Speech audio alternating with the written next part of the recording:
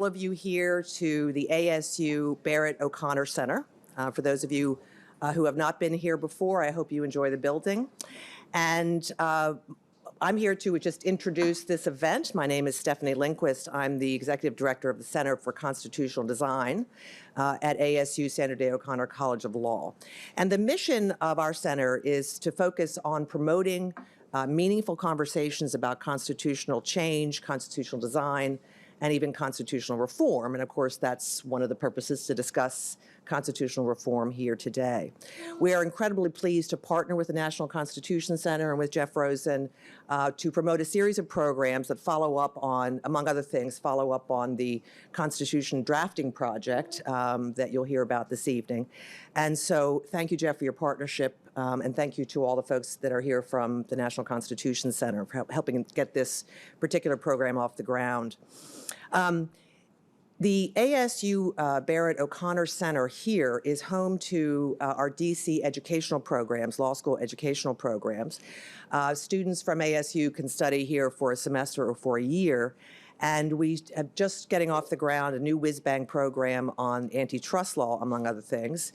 So if you are interested in anything about this center or about our programs here, they operate under the very able leadership of Dr. Andrea Cayley, who is sitting right here in the front, and so she knows everything about those programs. Thank you again to all of you who are here, and thank you, Jeffrey. I'm going to turn now the panel over to Jeffrey Rosen, who is the CEO and president of the National Constitution Center. He really does not need any introduction from me because we all know him well. So thank you again for your partnership. Thank you for being here, and I look forward to listening to the panel. Thanks. Wonderful. Thank you so much, Stefanie. It is such a pleasure to be here in this beautiful building at ASU and to launch this very productive partnership between ASU and the National Constitution Center. Our great institutions are aligned in our devotion to constitutional education, and being here in DC with you is so meaningful. Friends, let's begin. As those of you who have joined Constitution Center programs know, we always do, by reciting together the NCC mission statement to inspire ourselves for the learning ahead. Here we go. I know you can do it by heart. The National Constitution Center is the only institution in America chartered by Congress to increase awareness and understanding of the Constitution. You may. Awareness and understanding of the Constitution among the American people on a nonpartisan basis. And there's something so radically affirming about us reciting that statement given to us by Congress during the bicentennial of the Constitution, during these polarized times, to convene a nonpartisan constitutional discussion.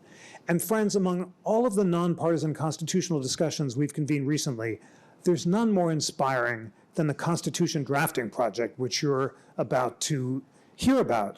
Who would have imagined that convening teams of America's most distinguished liberal, conservative, and libertarian scholars could lead, in the space of a mere week of Zoom deliberations, to consensus around 5 constitutional amendments? When you stop and think about it, as I'm doing right now, it just blows my mind. None of us expected this degree of consensus, and to listen in on these deliberations by Zoom was like listening to modern-day founders. And our panelists who you're about to meet and their co-teammates were debating these issues with such a high level of legal sophistication and with such historically informed nuance, and above all, with such an ability to look at the long view, at constitutional principle rather than short-term partisan advantage, that it dramatically increased my hopes for the possibility of this kind of deliberation moving forward. So the purpose of the evening is to introduce you to the teams, to talk about the amendments, and then to have a conversation about how we can bring this inspiring project on the road and perhaps inspire support for it across America. Our team leaders also need no introduction, and I'm going to just note that they are the wonderful Ilya Shapiro of the Manhattan Institute, Carolyn Fredrickson of Georgetown Law School and the Brennan Center, and Ilan Wurman of ASU, who by common consensus is the James Madison of this convention, because it was Ilan who took, like Madison, the initiative to convene the teams and bring them together, and he just did a wonderful job in take notes and making the whole thing happen. Although there are various people here who want to be the scrivener of the convention as well. We all were competing, and Ilya, you said you were who? If Ilan was Madison? I was George Mason because I threatened to leave at one point. There was some language we couldn't agree to, and I threatened to bolt if I didn't get my way. That's right. And Carolyn, who are you? I think Governor Morris. Yeah. Yeah. Governor Morris. Because you're a great stylist, Well, and we made some changes that were very much consistent with what the interests of our team were, and so we were really pleased with that. Which apparently Governor Morris did a little bit of stylistic updating after the convention met. So. Superb. Well, I just want to begin with this question, Ilan. Why did it work? And my sense is because you're all lawyers, no constitutional history, had a common purpose, and had no immediate partisan goals. But why do you think it worked? Well, if the question is, why did it work after a few days on Zoom? It's because there was a lot of legwork. And of course, Jeff and the National Constitution Center have a lot to do with that, because it didn't start with just, let's get a bunch of progressive, libertarian, and conservative scholars in a room together. It started with individual constitutions that we were drafting for our own respective teams, a conservative constitution, a libertarian constitution, and a progressive constitution. And of course, well, I'll let them speak for themselves about what the libertarians preferred in their constitution and the progressives preferred in their constitution, but we all preferred something a little bit different. But what was interesting to me was when you look at certain structural provisions, right? Everyone prefers their own sort of rights, set of preferred rights. Libertarians prefer certain rights. Maybe libertarians prefer all rights. I don't know. Progressives have certain rights that they prefer, and conservatives, I guess we have rights that we also prefer. But on the structural elements, there was some overlap. I think there was some consensus that we needed potentially to reform the appointment and confirmation process. Both the progressive and conservative constitutions had an interesting provision for a legislative veto, which made its way into one of the 5 proposed amendments. We had some potential agreement on the electoral college reform. So we basically were able to pick, to look at where there was overlap, and over a series of email exchanges and Zoom meetings, kind of set the legwork. Is this actually possible? Might we actually come to agreement on certain language? And we took a stab at it, and we did. And so I think the two things to say is a lot of legwork, and then a focus on structure. And I will say one last thing. This project is important. You look at what's happening in Israel with judiciary reform right now, what's happening in Poland and Hungary. Whether the criticisms are right or wrong is not my point, because they may be wrong, they may be right. The point is getting libertarians, progressives, conservatives, people from all sides of the ideological spectrum to agree on consequential, right, not anodyne reforms, but consequential reforms is really quite remarkable. And so I think in a time when people are losing faith in the Constitution, it would also be helpful to update it a little bit and really make it our generation's Constitution again. And this is one small piece of that larger project. Such crucial points. You're absolutely right. The legwork, where each of you drafted a constitution from scratch in your own state of nature or state of Zoom, was crucial in identifying potential areas of overlap. The areas did tend to be structural rather than rights, and putting on the table the comparative perspective at a time when Israel is taking to the streets in defense of judicial independence. What an inspiring cause for a democratic revolution. ASU does such important work on comparative constitutionalism. We had a great Zoom panel with ASU a few weeks ago with Jeff Sutton and international comparative law experts. I think as we take this show on the road, using it as a model for the world about constitutional agreement would be great. Carolyn, your introductory thoughts, why did it work? And also maybe signal some of the areas of disagreement, because you didn't agree on everything. And for example, the progressive constitution embraced certain principles that didn't end up in the final draft. Well, thank you, Jeff, so much, and the National Constitution Center and ASU for hosting us tonight. It's been an incredible process overall. And Ilan was right to sort of bring us back to the origins, which was the process of each team being assembled. I remember when you reached out to me initially to take on this project, and I thought, wow, that's a big project. That's quite an undertaking to think about how do you go about from square one drafting a constitution. And so when I reached out to the other two scholars who joined me on the progressive team, our Jamal Green from Columbia and Melissa Murray from NYU, we really wrestled with the question of where do we start and how do we approach it. There are a lot of ways you could go about this. I mean, thinking about comparative constitutionalism, many countries do very different, have very different approaches. They have parliamentary systems. They don't have judicial review of the same kind that we do. They have a very elaborate list of rights and sometimes responsibilities.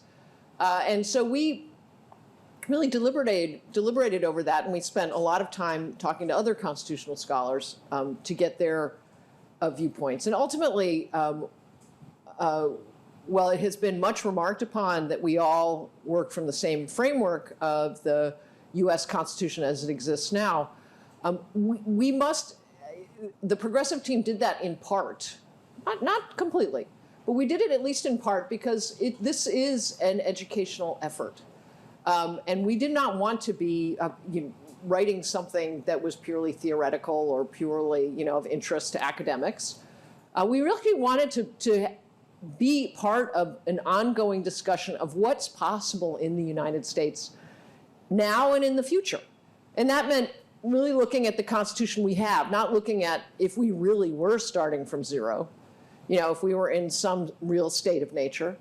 And so with that in mind, we did start with the basic structure of our Constitution. We do also, as we say in the introduction to the Constitution that we wrote, believe that the separation of powers and checks and balances is a fundamental element of the protection of rights and liberties. And so we embraced that. And so the structural piece was very important for us.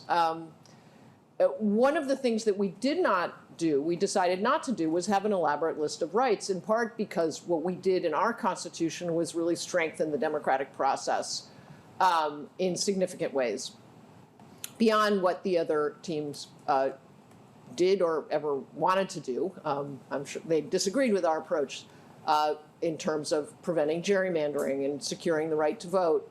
There was greater agreement around the Electoral College, at least with the conservatives, as a point of reconsideration. There were issues around the restructuring the House of Representatives, where there might be more ability to agree, I think, amongst all of us, that maybe we'll go back and do that. But it was really very exciting as we started to see the contours of possible agreement.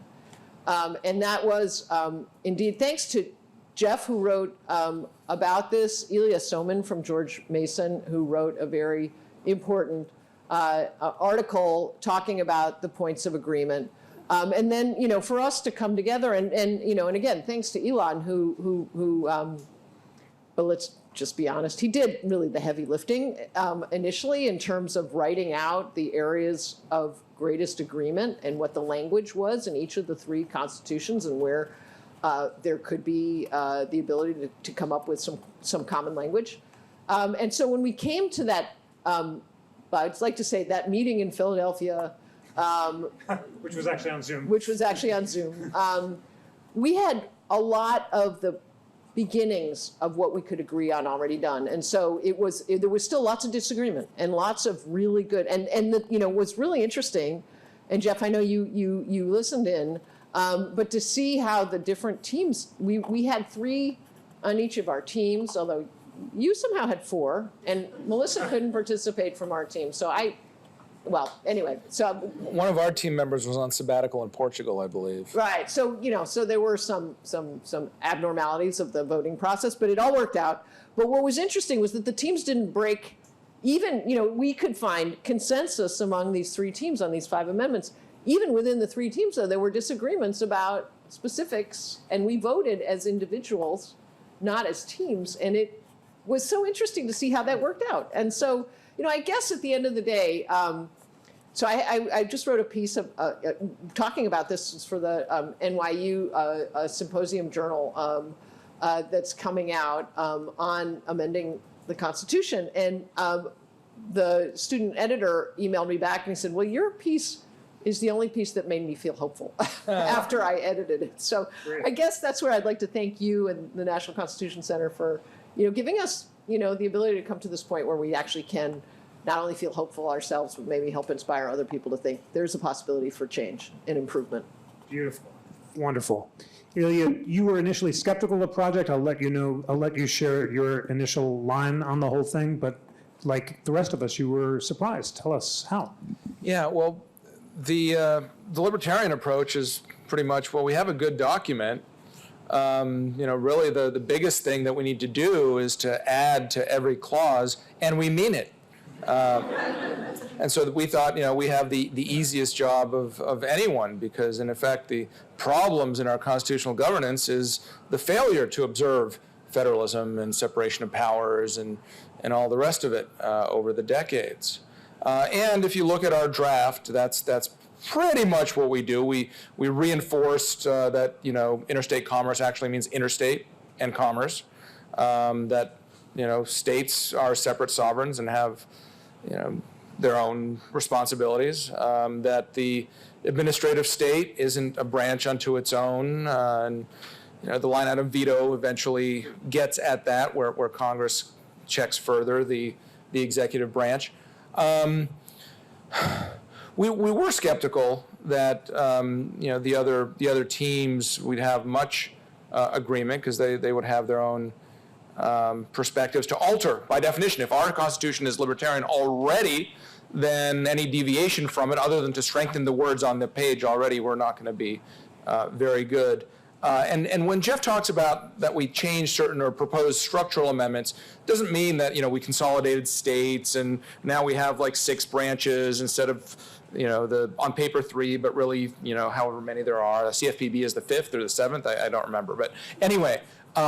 We did the legislative veto, which is good. We changed appointments and fixed the number of Supreme Court justices and gave them term limits, which is fine. We allowed immigrants, non-natural born citizens, to become president, which I appreciate when I run in 2048. Because I was born in Russia and we came to Canada when I was little. I immigrated again, and like most immigrants, I do a job that most native-born Americans won't. Defending the Constitution, present company excluded, of course. But anyway, no, I was the process of finding points of commonality was salutary, and especially since we eschewed merely or solely so-called good government reforms. We thought, okay, our task is to find a way to make our governing structure more libertarian. Okay, so if we tweak this or that, just as a matter of good government efficiency, that's neither here nor there. We want to make it more libertarian, which to us, again, meant just more of what the framers generally, including the framers of the 14th Amendment, actually wanted. But the ultimate process was, it was fascinating to watch in practice, and I think Caroline wanted to move things in a more democratic direction. I'm not sure if we did or not. We sort of raised the bar for impeachment in the House, but lowered it for conviction. Is that more democratic or less? I don't know. But I think we certainly kept smaller Republican elements. We didn't radically change the entire thing, because there wasn't, as one might expect, huge overlap over the core ideas of what the Constitution should become. Wonderful. All right. So I should say one other thing, because Caroline alluded to this, and I'm sure some of you were wondering when she did about our voting. She talked about each of us voted as individuals. There was 3 members, except he had 4. One of whom was conveniently out on jury duty during the amendment convention. But each had a total of 3. They each had a total of 3 ultimately, yes. But the voting rule that we set at the beginning, because of course first you have to argue about the shape of the table before you argue about what's on the table. And the rule that we set was you had to have at least a 6-3 to propose something, and there had to be at least 1 member of each group. So it couldn't be like all the conservatives and all the progressives against the libertarians or vice versa. So we did accomplish that. Most of the amendments were unanimous. There were a few that were not. There were also a few where like certain sub-amendments were contentious, but then when it came up to a vote for the whole thing, that became unanimous. Interesting process there too. Great. Thank you for that. Thanks also for putting on the table our 5 amendments. And let's discuss them now. each of you can tee one up and the others can chime in, but the first one has to do with presidential eligibility. And, the language is worthwhile, so I'm going to read it. No person shall be eligible to the office of president except a person who shall have attained the age of 35 years and been a citizen resident in the United States for 14 years. And then there's an inoperability clause. Ilan, why that clause? And tell us about the debate. So I'm embarrassed to say that this is one of our 5 amendments. This was one that I did not put on the table when I created the so-called Virginia plan or Ilan Wurman plan, whatever, the proposal where here are the Arizona plan, presumably. Well, yes, that's true. Arizona was heavily represented in the convention. There were 3 participants in this whole project as a whole. The 5th proposal, so this is the first proposed amendment, but it was the 5th one we discussed. And we discussed it. If you watch the We the People podcast, I joked about this when we first talked about this in September, kind of like Article 3 of the Constitution. At the last minute, they're like, oh, shoot, we should provide for a judiciary. And it's just like a really quick kind of slapdash endeavor. That explains a lot. It might explain a lot, yes, like the exceptions clause. I do think they might have made a mistake there. But anyway, we did not come to agreement on the actual 5th proposal we were talking about, which Caroline already alluded to, was redistricting, and whether to have independent redistricting commission, what to do about gerrymandering. I'm telling you, this way to solve redistricting is to expand the House by 10 times. It wasn't actually clear that we would disagree about that, but that wasn't on the table. So as Caroline alluded to that as well. We're going to adopt a 6th Amendment right here. We have a voting procedure, Ilya, so please. That was proxies in my pocket. That was equitable, to be clear, okay.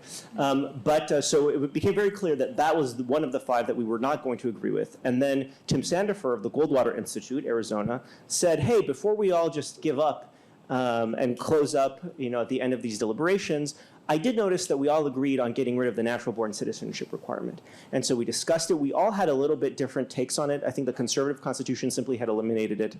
I think the libertarian constitution, wisely, because Ilya was on the team, they didn't want him to become president anytime soon. They provided 35 years a citizen, which struck us as too long. I think the progressive team lowered the age to become president to 30, and I can't remember exactly what you did with natural born, and we just got rid of it. And so we eventually compromised and said 14 years a citizen, resident in the United States, by the way. So, you're worried about Manchurian candidate? Well, okay, I'm worried about someone who's born in San Francisco and moves to Manchuria, or wherever. Okay, so you have to actually be resident in the United States for 14 years as a citizen if you want to run for president. It just seemed a simple softball updating of the Constitution that everyone could agree in, and I think it would be, it's not the most consequential. I think it's probably the least actually consequential of our amendments, but I think it's nevertheless a powerful statement and worth updating. Although Ilya's statement makes me think maybe we went too fast. No, I think it was just accepted Ilya from in the text of the Constitution. That's true. Detained her, except for Ilya. No, I mean I do think this was this one was really the low-hanging fruit that was easy for all of us to agree on. It's so anachronistic. It doesn't make any sense in the I don't know that it made. I guess it made a certain amount of sense at the time, but it certainly doesn't make sense now. But we I think came to a real consensus around the idea that you have to have some attachment to the United States. Being born here isn't the attachment that was necessary, but having lived here, and being a citizen, that was what was important. Great.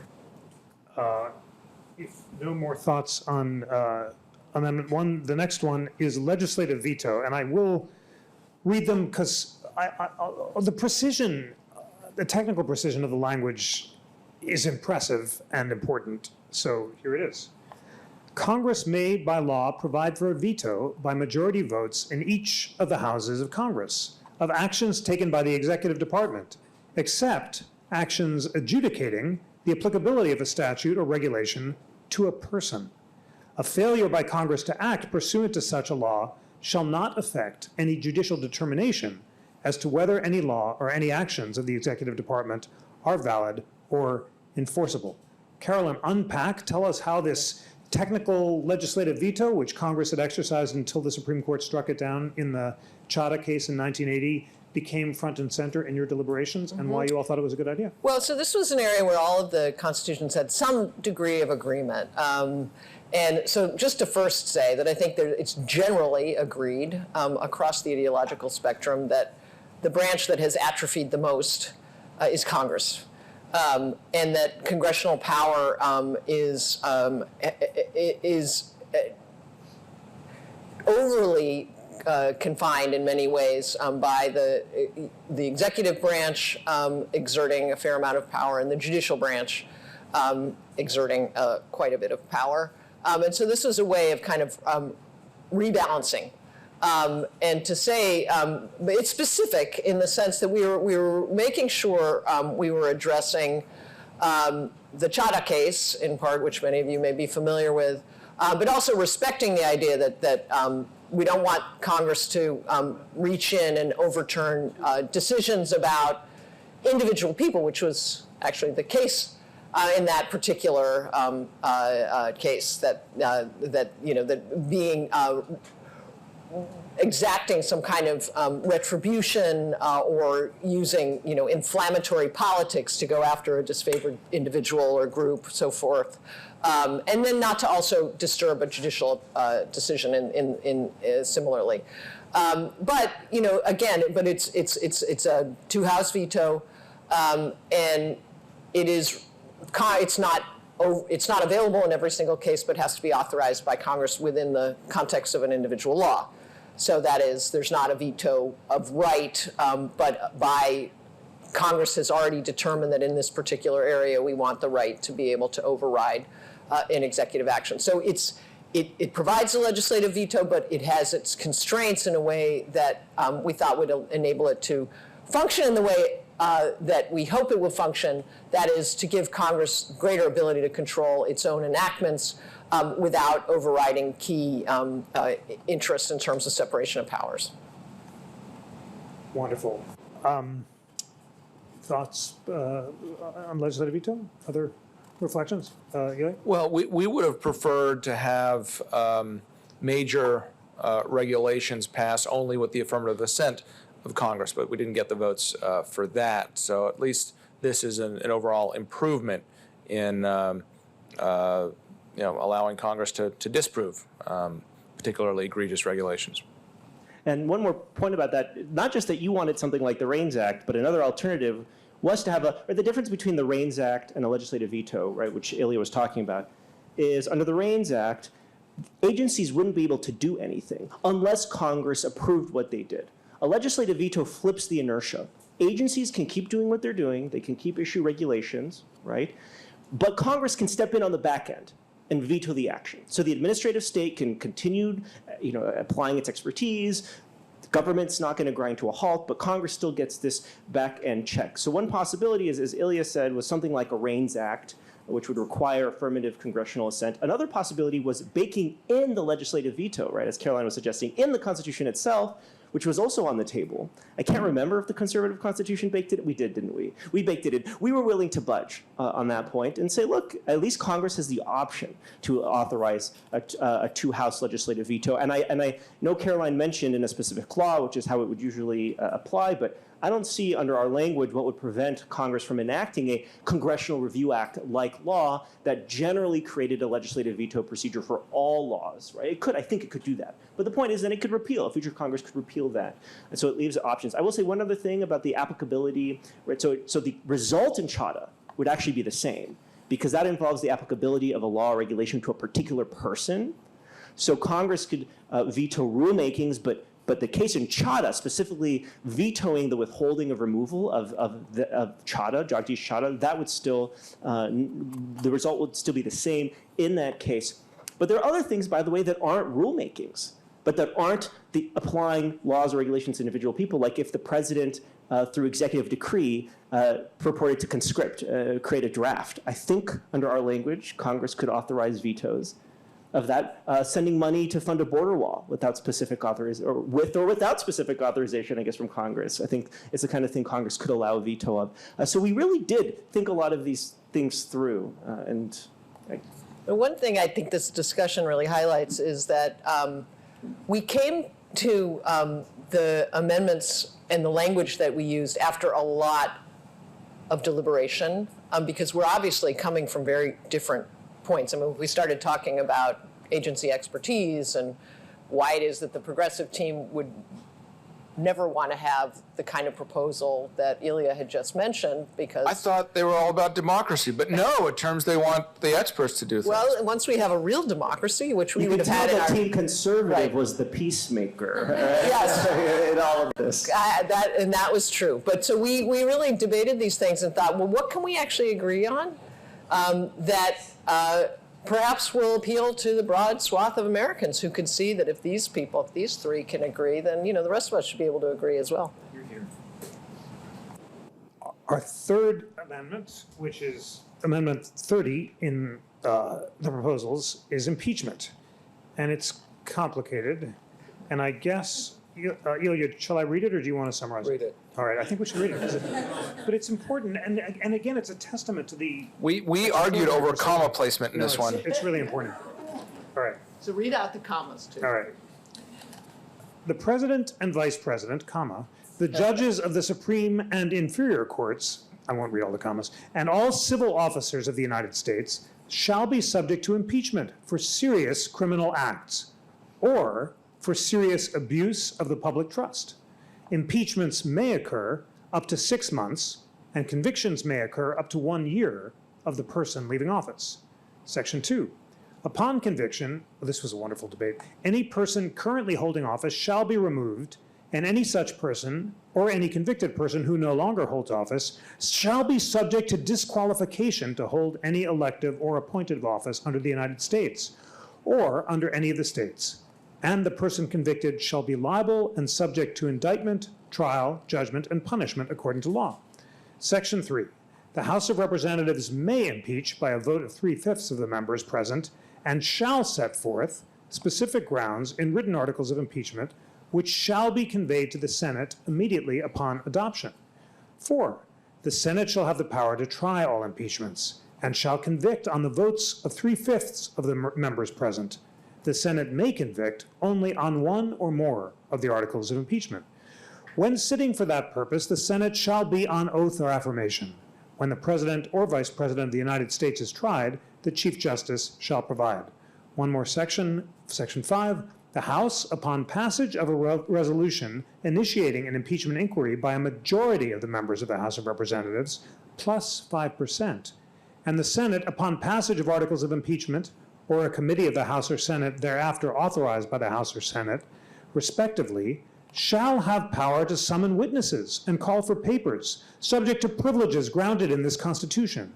Any refusal to comply with such summons may be prosecuted in a court of the United States as prescribed by law, and a legal officer designated by the House shall have standing to bring such prosecution without involvement by the executive branch. I want to set this to music. This is just beautiful. We did pretty good. So glorious. Almost could have been written in 1787. It's just amazing. What were you trying to say? Right. Well, that last section I just don't remember. That's about, trial process in the Senate and who can subpoena witnesses and, penalty of contempt of court if they don't turn up and things like that. But so I gave the broad bit earlier. We raised the threshold for impeachment by the House to 3/5 from half. And we lowered the standard for conviction from 2/3 to 3/5. We also, you heard Jeff read out, now I can't remember the exact, but it's serious, what is the? Serious criminal acts. Serious criminal acts and serious breach of the public trust. Now, abuse of the public trust. Oh, that's right, we argued over whether it's abuse. And the serious point, as a draftsman, I didn't like the use of serious in 2 consecutive clauses. But we felt it was necessary to obviate the future argument of whether serious applied to only the first clause or to both clauses if we didn't repeat it. That's why textualism is a questionable doctrine. But I mean, Team Libertarian thought any breach of the public trust should be impeachable because what? Oh, yeah, that official, not just the president, by the way, this is to all, officials under the officers of the United States, should, in addition to the president, the vice president, there's a debate over whether they're officers in the United States, but regardless, They definitely breached the public trust, but it wasn't a serious breach, so we'll just let them keep their job. That made no sense to us, but we lost that argument, and I think I voted against it because I think only one member of Team Libertarian ultimately voted for this because we thought it was so serious, this inclusion of the word serious doubly. But the point is, we broadened the standard for which, or the violation of behavioral standard for which an official can be impeached, raised the threshold for that impeachment, lowered the threshold for conviction. And, Team Libertarian, in our own deliberations, this is a part that we did not just let ride. We actually did amend it to make it more easier to impeach because we can think of lots of officials, again, not just presidents, who historically we would have loved to have seen impeached and removed. Can I just add one little footnote, which is, and maybe you don't agree with this, Ilya, but actually, for our point of view, adding in breach of the public trust was not about changing a standard anyway. It was actually about clarification because the question has come up, which I think is kind of a red herring to suggest that the current high crimes and misdemeanors only implies actual crimes. And, well, I think there's a fair amount of agreement among scholars that that's not the case, looking at historical evidence and so forth. Nonetheless, it came up. We just wanted to put that one to rest, and so we put in breach of the public trust, serious breach of the public trust, abuse of the public trust, to make sure that that was no longer going to be a point of dispute. So not every crime is impeachable, and not every impeachable act is a crime. Exactly. Yes. As Charles Black said. As Charles Black said. Ilan, there is a really historically rich debate about whether or not impeached officials should be able to run for state offices after their impeachment in order to blow off steam. Tell us about that debate and what happened. So this was actually initially kind of a controversial part of that we added to this. There are a lot of little details, by the way. I do really love the language. This might be my favorite. We worked hard on this one.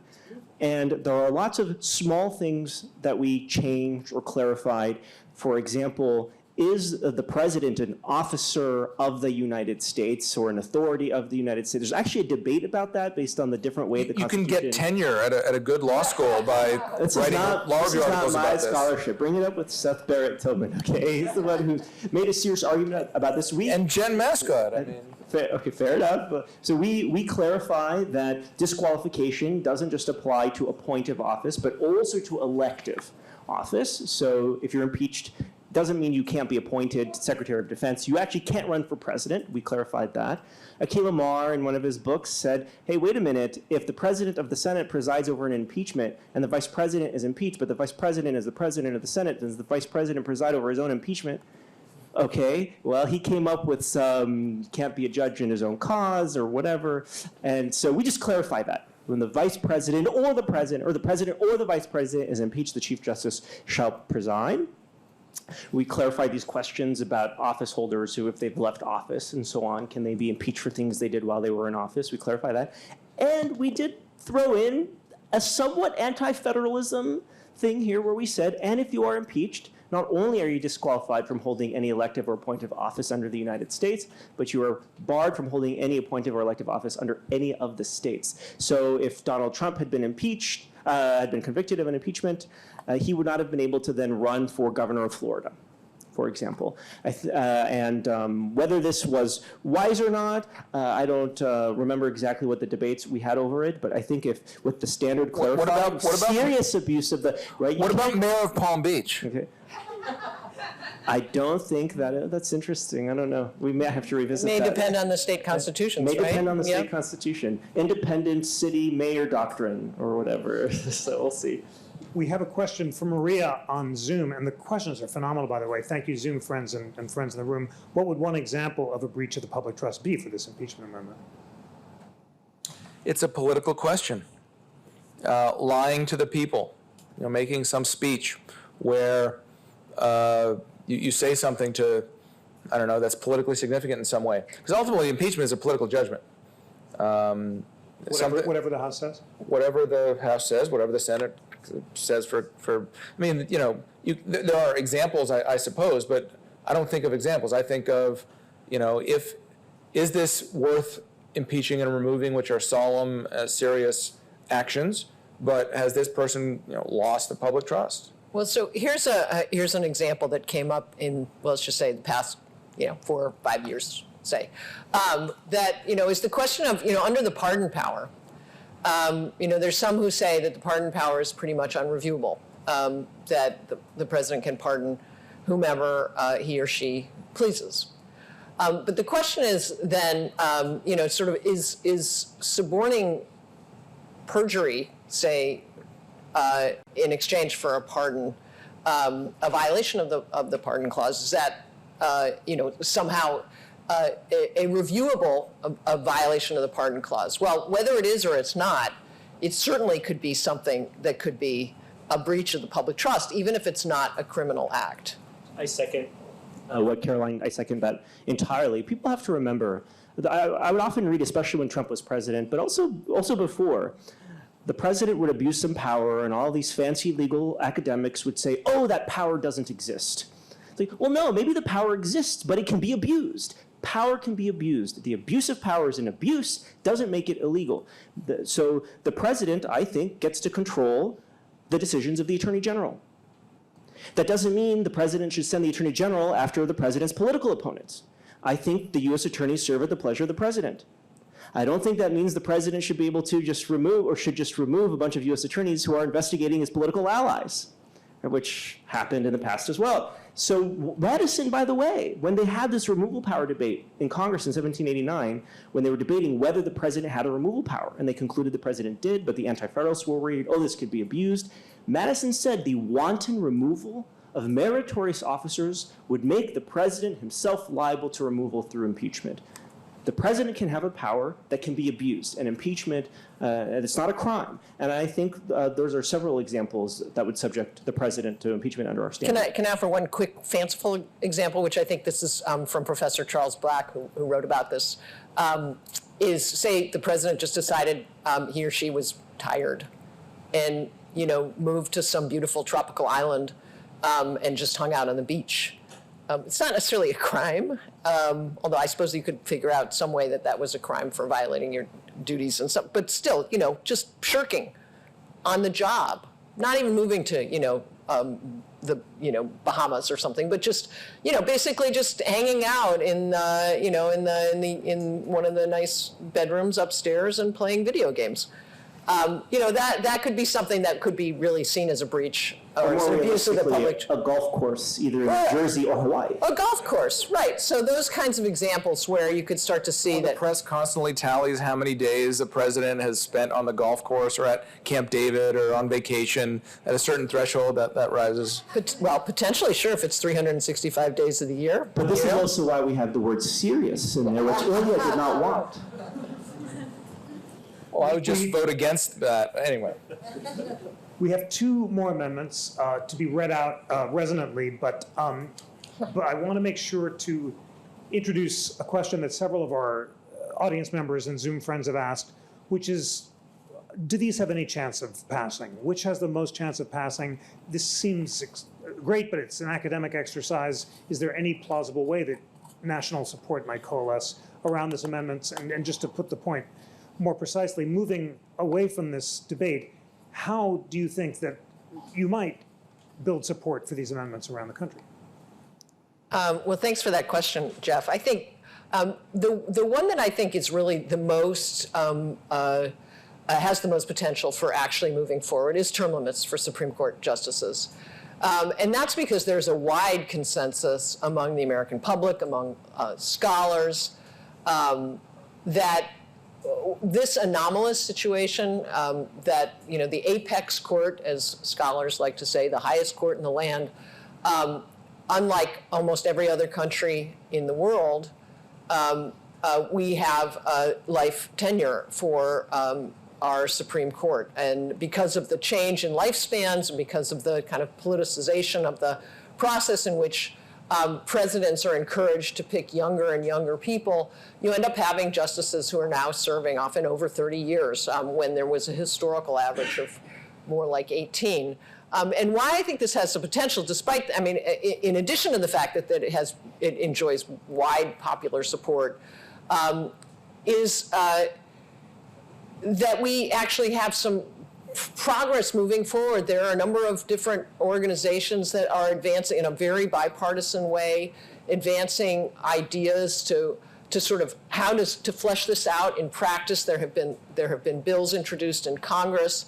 I think it's a particularly difficult moment right now, as we all know. We're so polarized.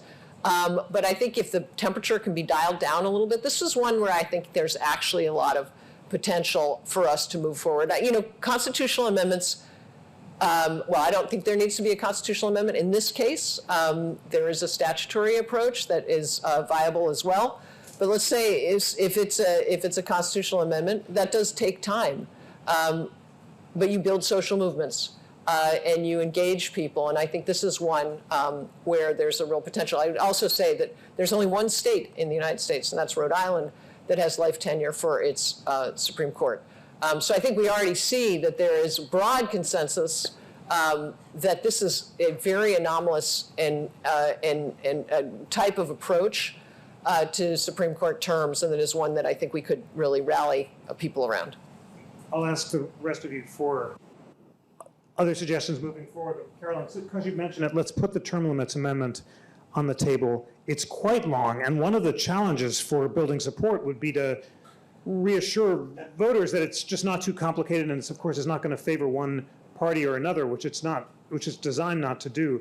I think as much as I enjoy reading this beautiful language, it might take too long to do the whole thing, but because it also involves appointments to other. Let me see if I can do the shorthand, and Ilan, correct me if I miss something. So 18-year term limit, fixed number of justices at 9, that's the grand compromise.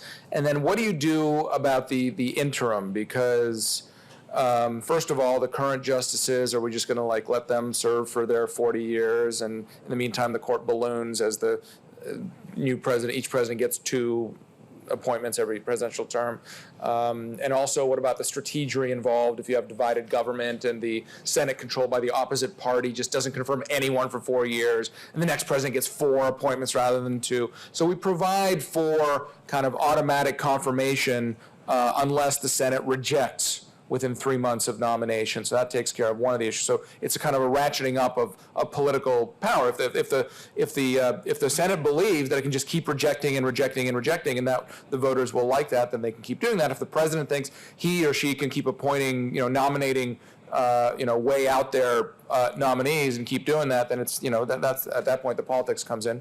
And at a certain point, the most senior justice starts retiring anyway. There are transition issues that we provide for, and it's not meant to, think about the current court or next year or the next presidential election. We can put it out to 12 years or what have you. But the idea is that to increase confidence in the Supreme Court and get rid of these morbid health watches over octogenarian justices and politically timed retirements and things like this, then we would regularize the process. Now, I agree with all of that. In fact, I wrote a book about all this stuff, and Caroline served on the Presidential Commission about all that stuff. So we've all thought a lot about this. Ilan also testified before that commission.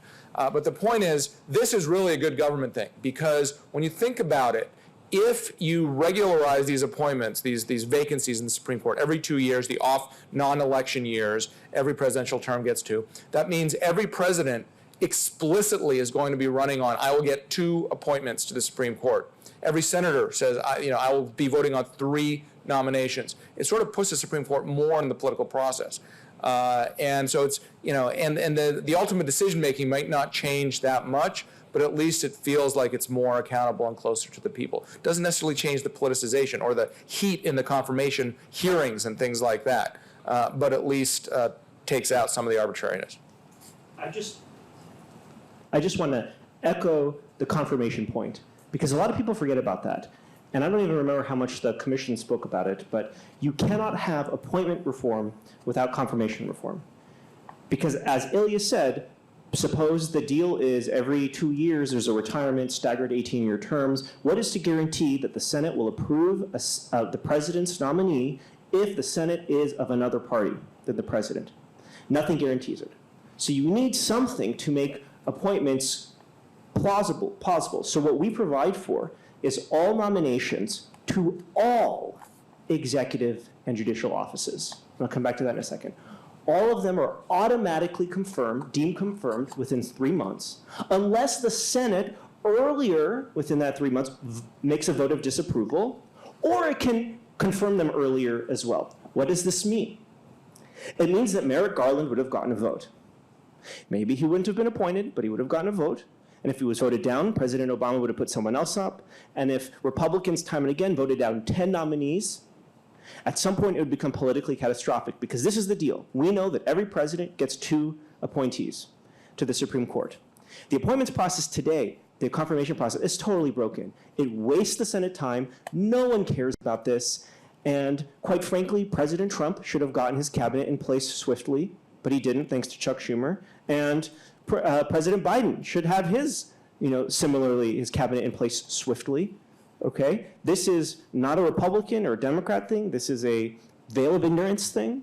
Behind a veil of ignorance, would we want to spend months and months and months wasting Senate time at the beginning of a term, waiting to get these executive appointments, waiting to fill judicial appointments? It doesn't make sense. So this is a really important reform, almost in my view, stands independently of whatever we do to the Supreme Court. But certainly if we reform the Supreme Court the way we suggest, we have to have the corresponding confirmation reform as well. An obvious question, why would Republican voters in Congress or in ratifying conventions want to adopt this, given the fact that Republicans now have a majority on the Supreme Court? Well, because in future there will be Republican presidents who will also benefit from having more nominees. I mean, as a serious matter, do you think, might that be a suspicion? If this thing I shouldn't be speaking for the others on this matter, but I do think, I have read enough scholarship from scholars who are quite different in their ideological orientation to know that there are a lot of people who just care about having a system that functions. And I'd say one of the major issues when you look at Supreme Court reform is this issue of accountability and kind of connection to the kind of Democratic majority, which is not to say that the court should be reflexive and reflective of that majority, but the court shouldn't be completely unconstrained and unbound by the current generation. And so that is to kind of ensure that the court itself is somewhat more accountable to the current moment and to democratic change over time. And that's to prevent what we've seen in recent decades, which is the Supreme Court's reputation and approval amongst the American public in very serious decline. And when you have, a situation where your court system is not as respected as it should be, you have a danger to rule of law because, as Alexander Hamilton is known to have said, having neither a sword nor purse, it's the least dangerous branch. How does the least dangerous branch enforce its rulings? Well, that's because we trust it and we respect it and we follow the rulings even when we disagree. So I think this is sort of bound up with that, and why, as I say, I'm speaking for my colleagues here, but I think there is a broad general consensus that we need to have this kind of reform. That concern about Supreme Court legitimacy is overblown, however. I've written about this ad nauseum. This is a time of institutional distrust more broadly and societal mistrust more broadly, which is a bad thing for the body politic and our society, et cetera. But, Supreme Court is still respected more than, I think, any federal institution except the Army, except the military. It has declined, but those declines, and they now track partisan polling, which is again not a good thing, but it's not surprising when what we've had is the culmination of several trends where divergent interpretive theories map onto partisan preference at a time when the parties themselves are more ideologically sorted than they've been since at least the Civil War. You're not going to fix that whole dynamic. The reason why I favor all this is because public polls after public polls say that we would have increased confidence in the Supreme Court if there were term limits. Without any change in the result, and I don't think it would change the political, fights over the stuff, that's good enough for me. Great. Well, we have just 5 minutes left, and NCC panels, like constitutional conventions, end on time, so we're going to try to do that. So, Ilan, a big assignment, a bunch of questions about the amendment. Karen R. asks, why is it such a long process to put amendments or even change the Constitution. Rosalie asks, how do you react to campaigns to stop Article 5 convention efforts by the states? Could you put on the table your amendment, which makes it a little easier to propose and ratify and also builds in a majoritarian consideration, and tell us why it's a good idea? Sure. Before I answer that, I just thought of one other thing I wanted to say. I'm actually not sure I agree with Caroline that the appointments and confirmations is the most likely. I think the legislative veto one is more likely because Congress gets to decide which amendments to propose, right? And Congress benefits from legislative veto. Actually, I remember in my youth when I flirted with functionalist legal theory. I now consider myself a formalist, so I've had something of an evolution. I proposed that we should just do legislative vetoes anyway as a matter of functionalism, and I got excited calls from chiefs of staff from various senators, and I had to remind them, this is unconstitutional, this is just a thought experiment. I'm trying to become an academic. Well, funding can But work in this that. would be constitutional if you put it in the Constitution, and I think actually there's something to be said for that. So on the amendments, just to wrap this up, we do have an amendment on amendments. In some respects, that tries to make the amendment process easier, but not too easy. In some respects, if the first 4 amendments are passed, it takes the winds out of the sails of the Fifth Amendment, right? The amendment on amendments, because we will have shown that we can nevertheless amend the Constitution. But it is too hard to amend the Constitution. I think right now we feel like the Constitution isn't ours, rightly or wrongly. It doesn't belong to our generation. And I think I joked about this last time. I think I used the economics term, a Laffer curve. There's like a happy middle point, right? After which That's my approach to drinking before public events. Yeah. So for those who don't know, Arthur Laffer has this idea, what is the ideal tax point? If the tax burden, or if the tax rate is too low, then you're missing out on other tax revenue. But if it's too high, then people will start to hide money. So at some point, you can raise the tax rate higher and higher, and you actually start losing money, income. The federal government starts losing income. It's the same thing with how hard it is to amend constitutions. At some point, you want it to be difficult, because otherwise, what makes it different than ordinary law? As Madison said in response to a Jeffersonian argument, you want the Constitution to have veneration, that time bestows upon things, legal documents like that. But at the same time, if it's too hard, if we haven't amended it in 30, 40, I mean, is the 27th Amendment validly ratified? So I don't know. So either 25 years, or if you go much longer before that, it's too hard. So what we propose, there are like 3 different tiers in terms of proposing and ratifying, but part of it is we make it a bit easier, something like 3/5 of the states, but we keep the 2/3 thresholds for ratification if those 2/3 states represent if those states represent 2/3 of the population. So now we have a tier of ratification that we reduce the number of states as states that have to approve it, but we keep the 2/3 threshold if they reflect, as in 2/3 of the population. Can I just drop an explanatory note in here? This was very important for the progressives, and we had a much more expansive proposal in our Constitution. But we wanted to make sure that a group of small states couldn't thwart the will of the vast majority. So to expand the amendment process to a population measure as well was very important to us. And so that was one of the reasons why we were found this amendment to be very important. This concern, by the way, I don't understand, because of the 10 smallest states, 5 are red and 5 are blue, so go figure. As always, I'll play peacemaker, which is, I don't think the conservatives did make in their constitution the amendment process a bit easier, but we did not do it according to population in this way. There were certain things that were very important to the progressives, and in principle, I don't see what's wrong with it. I don't think there's anything wrong with a federalist structure in the amendment process. Just like I don't think there's anything wrong with the federalist structure of the Senate, and I know Caroline disagrees about that. But in principle, I didn't see what was wrong with this idea, and it was very important to the progressives. And at the end of the day, this is about compromise. This is about compromise. This is about coming together on common sense reforms behind a veil of ignorance. And behind that veil of ignorance, as Ilya himself just said, the 5 largest states, too, I think, are divided reasonably well when you throw in Texas and Florida. So behind a veil of ignorance, this makes perfect sense. And at the end of the day, that's what mattered. Superb. It's just 7. I think we might as well have a vote. You've listened to the text, you've heard the debates.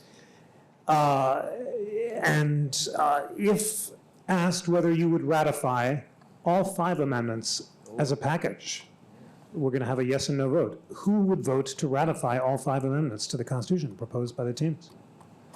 And who would vote no? About half and half.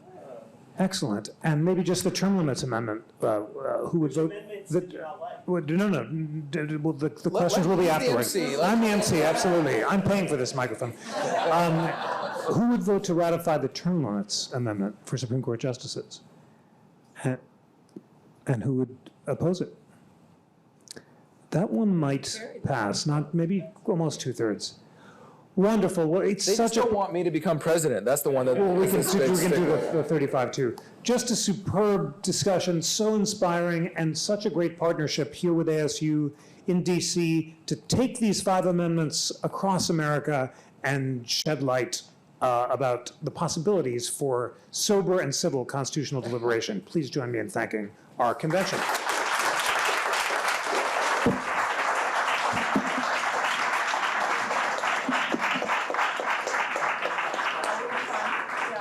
Record